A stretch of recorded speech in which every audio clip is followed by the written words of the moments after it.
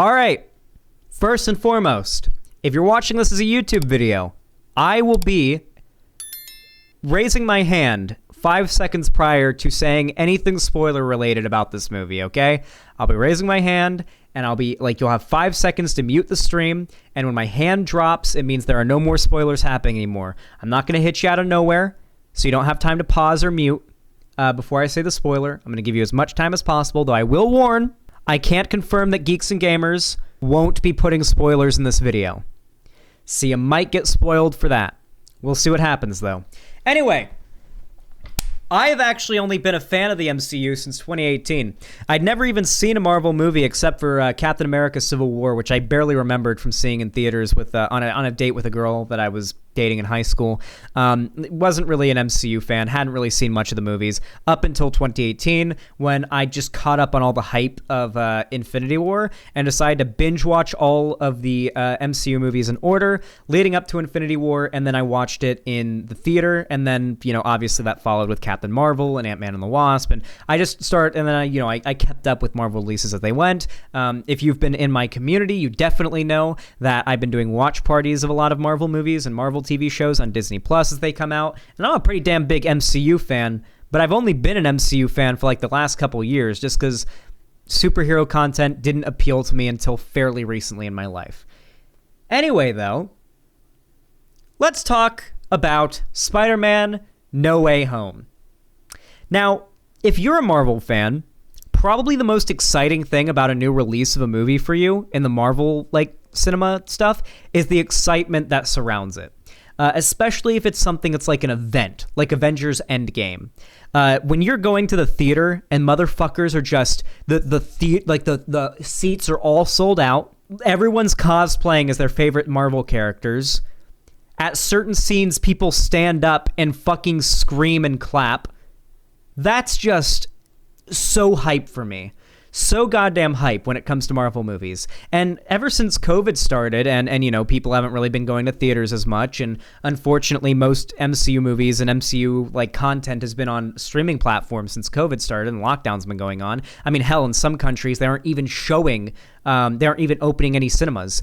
Like, there are a lot of countries in Europe where you're not allowed to go to cinemas or movie theaters. They're all closed down until the lockdowns are over, until COVID's done. So even despite all of that, I was not going to miss Spider-Man No Way Home, okay? Spider-Man No Way Home is, and for a reason that I'm about to say right now, probably the most anticipated MCU movie since Avengers Endgame. Spoiler warning, here's your 5 seconds. 5, 4, 3, 2, 1...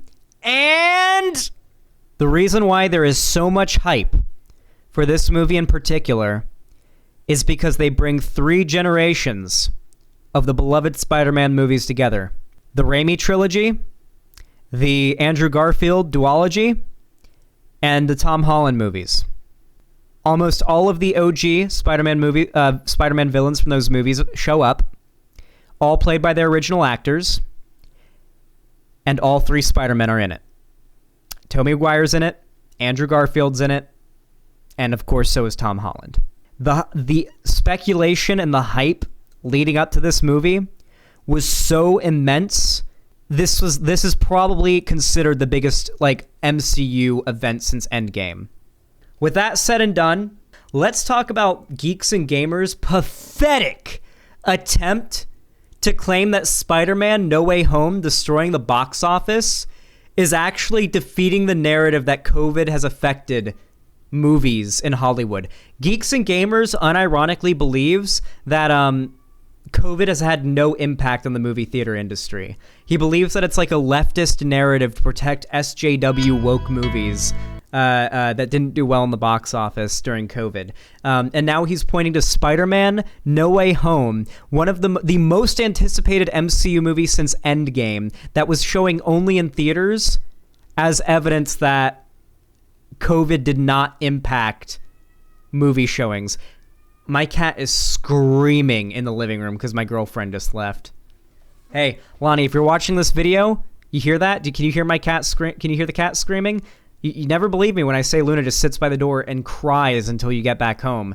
Here's video evidence of it. Luna's literally sitting by the door crying because you're not here. All right, let's get into it.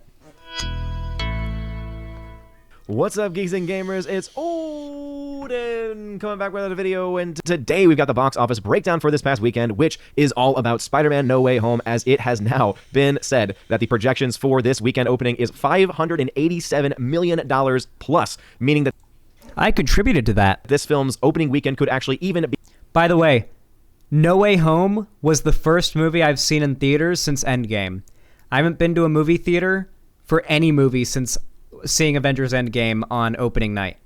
Be higher, and this makes it the third biggest all-time worldwide debut. Again, that's of all time, before adjusted for inflation, for inflation, I believe, but still highest number of all time, third highest number of all time for opening weekend. And we also have Sony's best ever debut. So this is huge news for Sony, obviously getting the vast majority of any profits. Which, by the way, the other big news: this film has officially broken even and has already made $50 million in net gain, and it's only been out for a few days. So this film, well on its way to be a billion-dollar juggernaut. And once again, the pandemic excuse continues to fall out the window, especially when we compare it to another film, which is now its second week of release, West Side Story, which has now been confirmed to be a box office flop. And remember, they were using pandemic as an excuse for that film. But before going any further... Yep, they're still unironically taking the position that the pandemic has not affected the box office. I feel like the pandemic has been like the best thing ever for these grifters, right? Because previously they would always do the go woke, go broke thing, right? And even the all-female Ghostbusters movie didn't go broke. I'm pretty sure even that movie did well, frankly, just out of people hate watching it. That movie was horrendous. That movie was absolutely horrendous. And I actually I wasn't even a reactionary when I watched the all-female Ghostbusters movie, the one that they made in 2016 or whatever. That movie was absolute fucking garbage, and it still made a lot of money. The go woke, go broke, phrase has always failed to these people, okay? It has never ever worked out. How many movies have they claimed we're gonna go woke and go broke now? How many movies have they been wrong about? Captain Marvel, there was obviously what else? Black Panther, Shang-Chi, what else? Can you guys list anything else? You know what show they said was gonna go broke? That one. What's the show that the Quartering got all pedo about, where he wants to fuck the underage girl? It's the main character. The Quartering, he wants to fuck the underage girl. What's the name of the show? It's on Netflix or whatever. She-Ra, yes, yeah. I'm gonna be honest, guys. Unironically, Shang-Chi was kind of disappointing. All right. And I'm not even going to watch the Eternals, okay? I'm not even going to watch the Eternals, okay? And you guys want to know why I didn't like Shang-Chi and I didn't like the Eternals and I don't care about the Eternals? It's because they look like boring movies, okay? Okay. I didn't mean to say movies. Shang-Chi had really good fighting in it, and it was a good MCU movie. The ending disappointed me. The Eternals gives me I have no reason to watch The Eternal. I really could not give a fuck about The Eternals when there's more interesting shit happening in the MCU right now, okay? And I think that's the opinion of basically everybody, okay? Honestly, The Eternals looked like a fucking DC movie to me. That's really what put me off. It was so colorless and it just looked like a fucking DC movie to me. Marvel movies, at least, tend to be kind of pretty and colorful, but DC movies are purposefully washed out and made to look disgusting and horrible to look at. And it's just, even on a surface level, the MCU stands above the DCEU. The go woke, go broke thing never really has been true. They always end up, and they'll say something's gonna go woke and go broke for months leading up to something's release, and then when it breaks box office records or whatever, then they just completely don't talk about it, right? Obviously we know this happened with Captain Marvel. They'll make conspiracy theories up about it. Remember when they tried to claim that Disney fudged the numbers on Captain Marvel and Black Panther? Or do you remember when these people made up fake hate crimes, Jussie Smollett style? You guys see how conservatives complain about Jussie Smollett? Well, the original Jussie Smolletts were the white people who were on Twitter posting fake images of people who were victims of domestic abuse, claiming that they were white people that had been assaulted by gangs of black people hanging out outside of movie theaters following Black Panther's release, claiming that black people were beating up any white people trying to watch Black Panther at the theater, claiming and saying, this movie's for our people. They're like, the right tried to like start a psyop trying to claim that was real. Go look it up. Go look up Black Panther fake hate crimes, and you'll see articles about hundreds of claims from bot accounts on Twitter and Trump supporters on Twitter and conservatives on Twitter, literally pulling images of battered people off of Google Images, from Google, claiming that it's pictures of them getting beaten up for watching Black Panther. Oh yeah. Even Sargon of Akkad, I think, pushed that narrative and also claimed that Black Panther was an alt-right movie. And it was not. However, Wakanda is a pretty conservative society when you consider the fact that it was extremely isolationist and basically an ethno-state at the beginning of the movie. And literally, T'Challa's character arc is realizing that maybe Wakanda shouldn't be an ethno-state. Maybe we shouldn't be doing that. Please make sure you smash that like button. It really does mean a lot. Also, make sure that you subscribe to the channel with that bell notification turned on. That way, you know every time a new video or live stream goes live on the channel. And also check out geeksandgamers.com. So here from Deadline, which has been using the pandemic as an excuse nonstop. As it says here, it has become the third biggest global... Actual conspiracy theory shit. They actually think that like these news outlets are on a conspiracy theory, are like a part of a conspiracy to like protect the woke media that's being affected by the pandemic. Do you remember when they claimed that, here's another one. Black Widow. Do you remember when Black Widow came out on in theaters and it did really badly in the box office and these people were like, haha, go woke, go broke. And then it came out on Disney Plus and then it made as much money as literally any other high performing Marvel movie when it came out on Disney Plus, because then people didn't have to go to a theater to watch it and risk getting sick because COVID wasn't as available back then. It was meh. It was meh. I think so far, like, in terms of movies, except for No Way Home, the MCU has been pretty lackluster. Right now, outside of No Way Home, the cream of the MCU this year has been the shows. It has absolutely been the Disney Plus shows by far. And honestly, it's been so smart for them to be releasing these shows, mostly because when you consider the fact that, like, people don't have to go to the theater for it. My dude, if go woke, go broke is true, then why did WandaVision pop off as hard as it did? WandaVision literally was like every time an episode was coming out every week, WandaVision spoilers were fucking #1 hashtags on Twitter for 24 hours straight. You know what other movie got pretty fucking woke? No Way Home. Spoilers incoming. 5, 4, 3, 2, 1. Mute or pause or skip ahead or whatever if you're not interested in spoilers. Spoilers will be over whenever my hand goes down. Towards the end of the movie, Andrew Garfield's Spider-Man and Electro, played by Jamie Foxx, have a bit of a heart-to-heart. And Jamie Foxx says, and I quote, you're just a kid, man. You got a pretty face. You're wearing that suit. You're from Queens, and you're always helping poor people. Man, I really thought you were going to be black.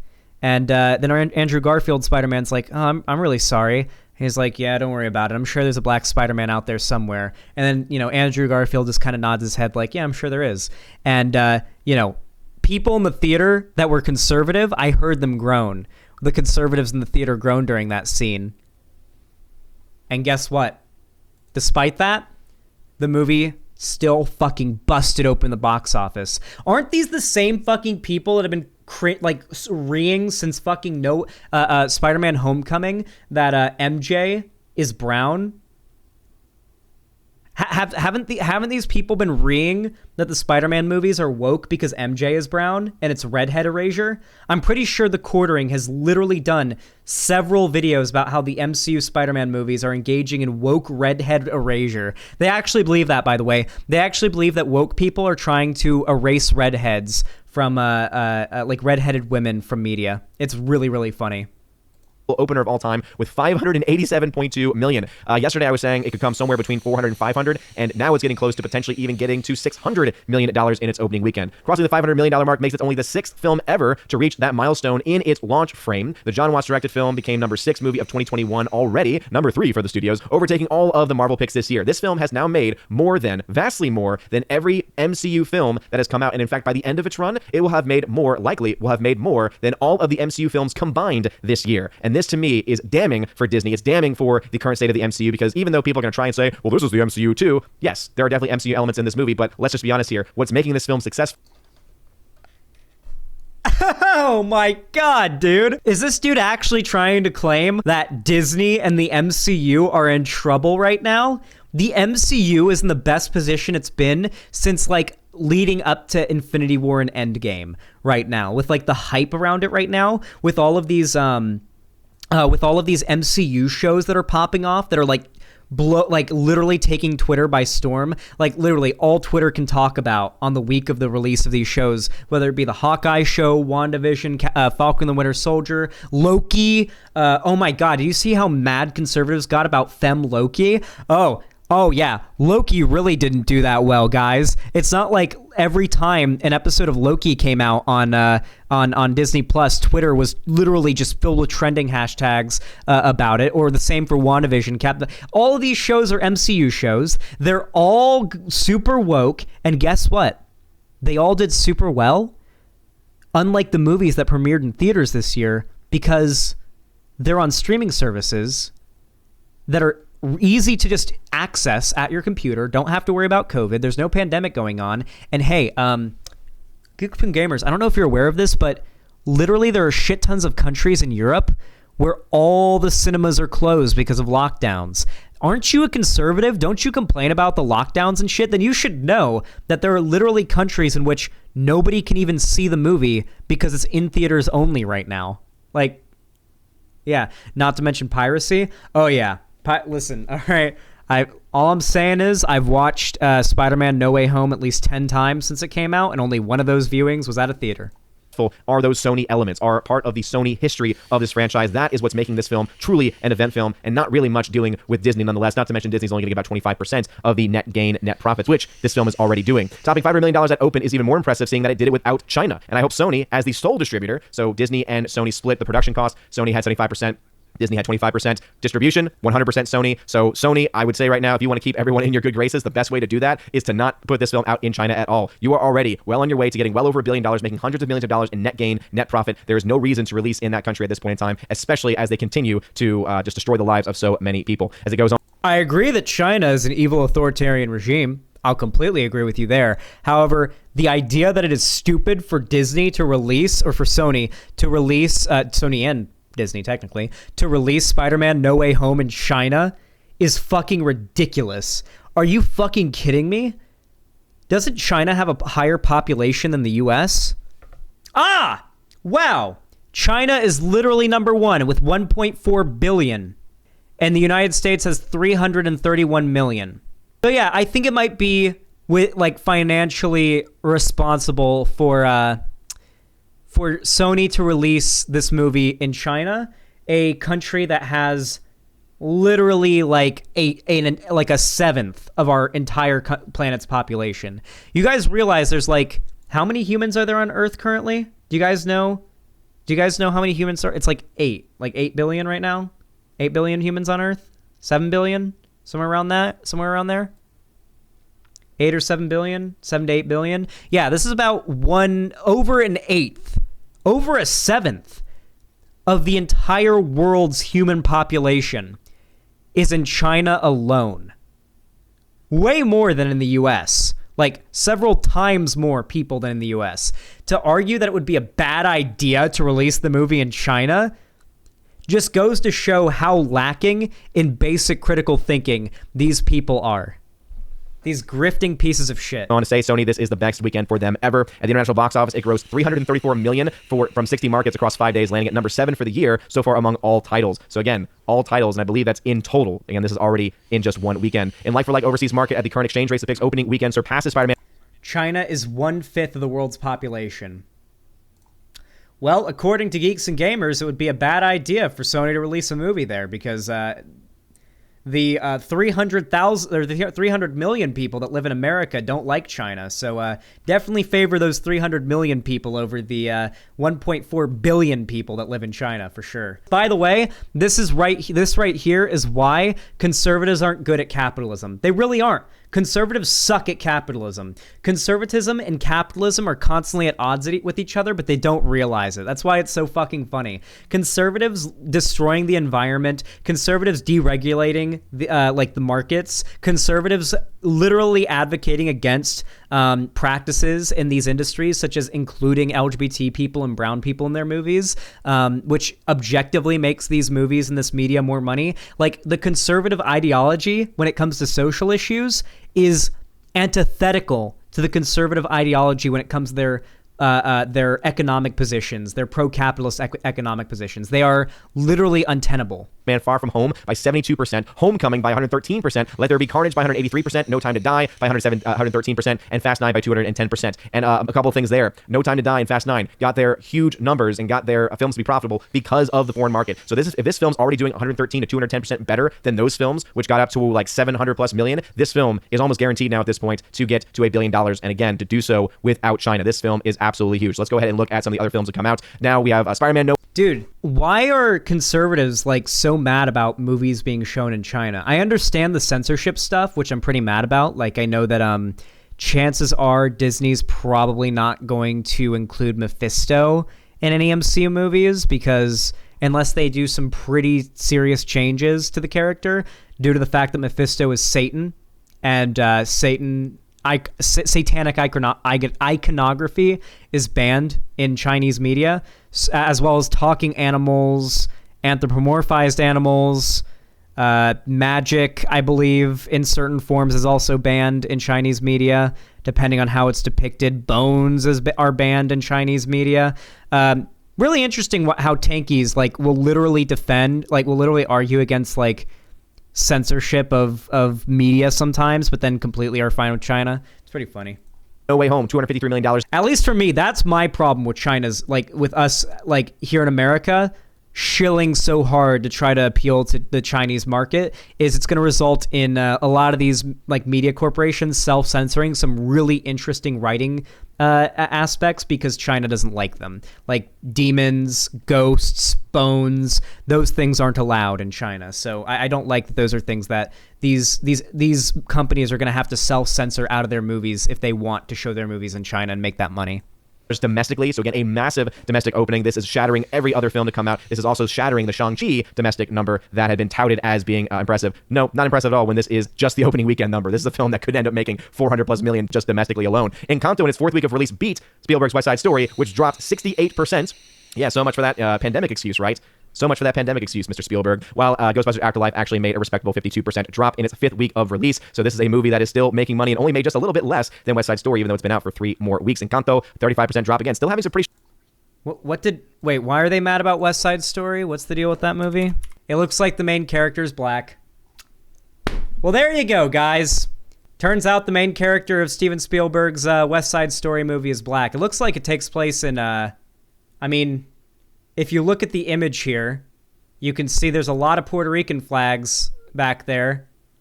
And this actress is clearly black Puerto Rican. So I think you guys are starting to pick up on why conservatives are mad about this movie. It's because the main characters are brown.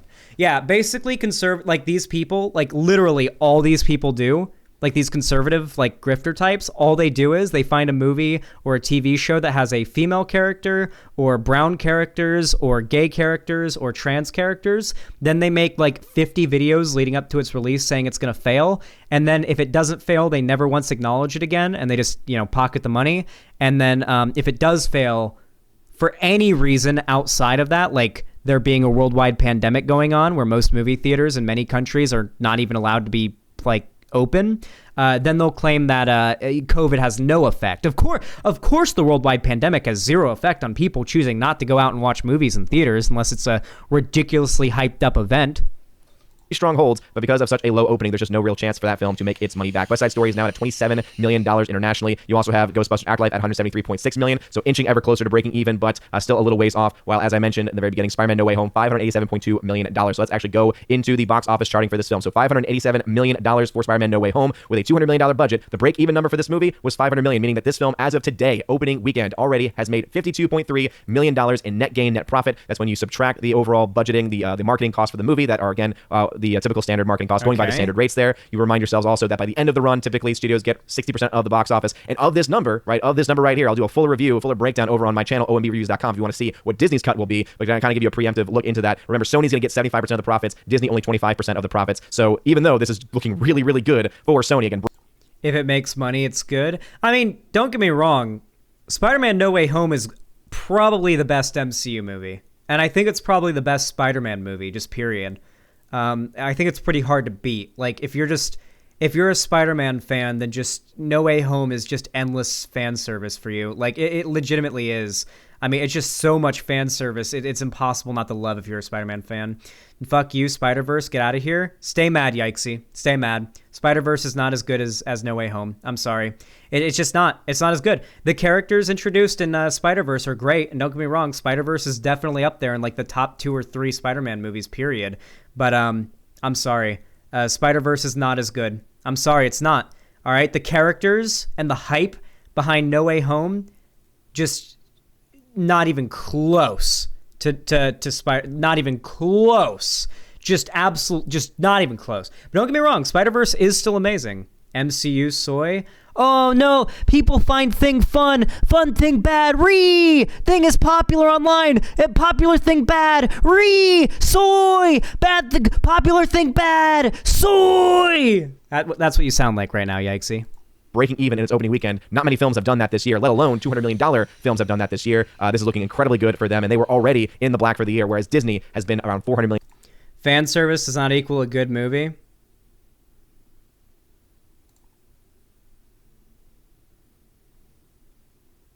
If you're a Spider-Man fan and you love Spider-Man, then a Spider-Man movie that does a fuck ton of fan service and does it well, like No Way Home does, it's probably going to be, in your opinion, a pretty fucking good Spider-Man movie.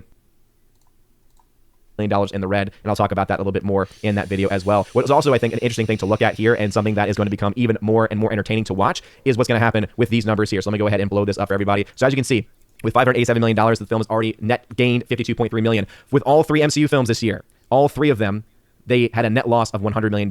Shang-Chi made $34.3 million. Eternals lost around $62 million. Black Widow lost around $72 million. And again, I know that there's some other things to look at there, and I'll be updating this chart accordingly. But when you look at the fact that this film is already almost halfway. Eternals isn't on Disney Plus yet either. I just watched. Oh, fuck. I think like just a couple weeks ago we did a watch party of Shang-Chi. But like it was good. It was definitely good. The Shang-Chi one was really funny. How people lost their fucking shit about this movie. Like this exact guy was ringing about how this movie was gonna fail, and obviously you can see here it made $34 million in profit already, and it's not even like out on. I don't even think you can buy like DVDs of it yet. Can you? Like not for like I think another month or something like that. Maybe I'm wrong, but Black Widow is all right. Like, I'm fine with Black Widow failing, frankly. It wasn't that good. Like, Black Widow, it had nothing to do with the movie being woke. Like, that's the thing about these people. They can never acknowledge that, like, a movie can be bad for other reasons than, like, the main character being a woman or there being black people in it. Like, just because there's black people in a movie doesn't mean it's bad. And if a movie's bad, it's not necessarily because there's black people and women in it. But these people believe that. That's the agenda. Well, they have an agenda to push. Yeah, of course, Caesar. They have to push their agenda. They have to make their money. You know, it's all about the grift. It's all about the money. It's all about pocketing that dough. You know how it is. And the people who watch this content are just as stupid as the people who make it. So, yeah. To what the entirety of the MCU did for this year alone, the narrative is broken. The pandemic narrative, the fear-mongering of the media, that is completely broken by this story. The fact that you've got 15 million or so. Wait. Is he not going to acknowledge any of the Disney Plus shows? he's the type to have a Punisher poster and never read the comics. He's the type to have a Punisher poster that has never watched The Punisher. Yeah, is he not going to include any of the MCU shows? Because he hasn't included WandaVision or Captain Falcon the Winter Soldier or Hawkeye or Loki or any of those shows that all are doing really, really well, unaffected by COVID because they're on streaming sites. I wonder why, when he says, this is what the MCU has been this year, and it's Spider-Man No Way Home versus Black Widow, Shang-Chi, and Eternals. I wonder why he left out all of those woke shows that they put out that did well. And do you want to know why he's ignoring all of those woke Disney Plus shows that fucking literally blew up Twitter and everybody watched and it did really well? Because it doesn't support his narrative. Like I said, these types of people will ignore the existence of a movie if they claim that it's going to go woke, go broke, and it doesn't. They will literally never acknowledge the existence of a movie that doesn't go broke, that is woke. They'll say, this movie's going to go woke, go broke. This movie's going to go woke, go broke. And then if it doesn't go broke, they'll never acknowledge its existence again, and they'll move on to the next upcoming movie. That's how it always goes. It's how it always goes. And the few examples of movies that were woke, that did go broke, I guess you could say, although I would argue that not a single MCU movie has ever gone broke, except maybe like The Incredible Hulk and I think Eternals might.